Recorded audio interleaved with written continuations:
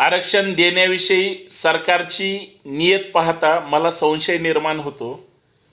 सरकार जर गंभीर असेल, मग मराठा आरक्षण असेल, धनगर आरक्षण असेल, आणि जातीनिहाय जनगणनेला RSSचा विरोध असेल, आणि जर माननीय मुख्यमंत्री फेब्रुवारीपर्यंत आरक्षणासाठी वेळ मागून घेत असेल, खरं तर वेळ लागणारच आहे, त्याच्यामुळे तो दिलाही पाहिजे. पण जर अचानक लोकसभेची आचारसंहिता लागू झाली आणि जर आरक्षणाचं घोंगडं परत तसंच भिजत राहिलं, मार्गी कसं काय निघणार प्रश्न. आणि सगळ्यात महत्त्वाचं, 16 आमदारांच्या निलंबनाचा प्रश्न अजून तसाच आहे. सर्वोच्च न्यायालयाने जानेवारीच्या पहिल्या आठवड्यापर्यंतच वेळ दिलेली आहे. त्याच्या आत सगळं मिटवायचं आहे.